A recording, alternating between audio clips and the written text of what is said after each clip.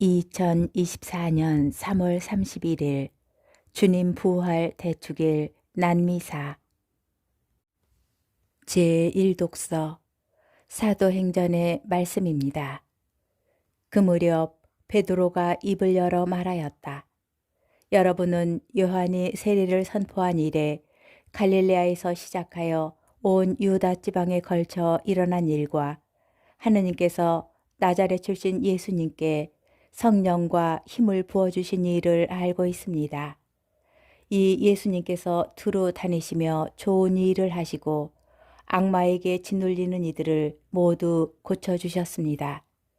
하느님께서 그분과 함께 계셨기 때문입니다. 그리고 우리는 그분께서 유다 지방과 예루살렘에서 하신 모든 일의 증인입니다. 그들이 예수님을 나무에 매달아 죽였지만 하느님께서는 그분을 사흘 만에 일으키시어 사람들에게 나타나게 하셨습니다. 그러나 모든 백성에게 나타나신 것이 아니라 하느님께서 미리 증인으로 선택하신 우리에게 나타나셨습니다. 그분께서 죽은 이들 가운데에서 다시 살아나신 뒤에 우리는 그분과 함께 먹기도 하고 마시기도 하였습니다.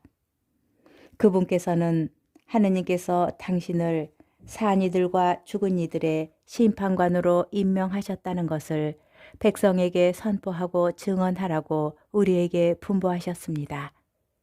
이 예수님을 두고 모든 예언자가 증언합니다. 그분을 믿는 사람은 누구나 그분의 이름으로 죄를 용서받는다는 것입니다. 주님의 말씀입니다. 제2독서 사도 바오로의 콜로새서 말씀입니다. 형제 여러분, 여러분은 그리스도와 함께 다시 살아났으니 저 위에 있는 것을 추구하십시오. 거기에는 그리스도께서 하느님의 오른쪽에 앉아 계십니다. 위에 있는 것을 생각하고 땅에 있는 것은 생각하지 마십시오. 여러분은 이미 죽었고 여러분의 생명은 그리스도와 함께 예수님 안에 숨겨져 있기 때문입니다. 여러분의 생명이신 그리스도께서 나타나실 때 여러분도 그분과 함께 영광 속에 나타날 것입니다. 주님의 말씀입니다. 복음, 요한복음 20장 1절에서 9절의 말씀입니다. 주간 첫날 이른 아침 아직도 어두울 때에 마리아 막달레나가 무덤에 가서 보니 무덤을 막았던 돌이 치워져 있었다. 그래서 그 여자는 시몬 베드로와 예수님께서 사랑하신 다른 제자에게 달려가서 말하였다. 누가 주님을 무덤에서 꺼내갔습니다. 어디에 모셨는지 모르겠습니다. 베드로와 다른 제자는 밖으로 나와 무덤으로 갔다. 두 사람이 함께 달렸는데 다른 제자가 베드로보다 빨리 달려 무덤에 먼저 다다랐다. 그는 몸을 굽혀 아마포가 놓여 있는 것을 보기는 하였지만 안으로 들어가지는 않았다. 시몬 베드로가 뒤따라와서 무덤으로 들어가 아마포가 놓여 있는 것을 보았다. 예수님의 얼굴을 쌌던 수건은 아마포와 함께 놓여 있지 않고 따로 한 곳에 개켜져 있었다. 그제야 무덤에 먼저 다다른 다른 제자도 들어갔다. 그리고 보고 믿었다. 사실 그들은 예수님께서 죽은 이들 가운데에서 다시 살아나셔야 한다는 성경 말씀을 아직 깨닫지 못하고 있었던 것이다. 주님의 말씀입니다. 오늘의 묵상. 주님 부활 대축일 난미사에 봉독된 복음은 세 사람의 믿음의 여정을 우리에게 전합니다. 이 여정은 보다라는 동사를 통하여 진행되는데 우리말 성경에 동일하게 보다로 옮긴 낱말은 사실 그리스말 성경 본문에는 서로 다른 세 개의 동사로 되어 있습니다.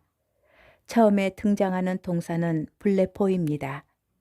단순히 어떤 사물이나 상황을 시각적으로 보는 행위를 말합니다. 마리아 막달레나는 무덤에 돌이 치워져 있는 것을 보고 요한은 무덤 안에 아마포가 있는 것을 봅니다. 그저 단순하게 어떤 장면을 본 것입니다.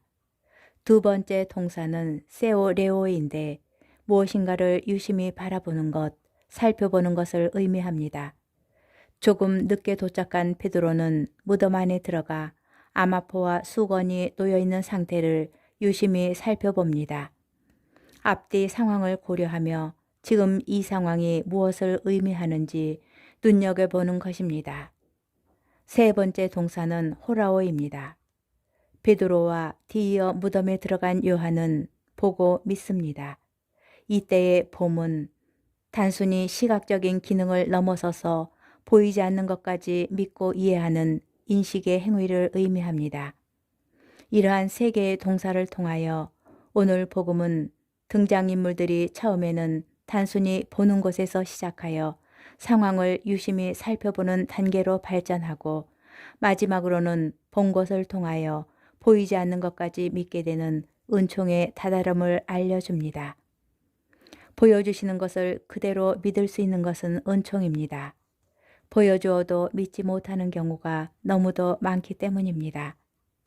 빈 무덤과 부활의 연관성은 단순히 지적인 인식을 넘어서는 사랑과 신뢰의 봄으로만 제대로 체험되는 사건입니다. 빈 무덤이라는 예수님의 부제는 사실 어디에나 두루 계시는 편재의 시작임을 믿는 것, 빈 무덤이야말로 부활의 가장 분명하고도 명백한 증거가 되는 현장임을 고백하는 것, 이것이 바로 부활을 통하여 우리가 가지게 된 새로운 봄입니다.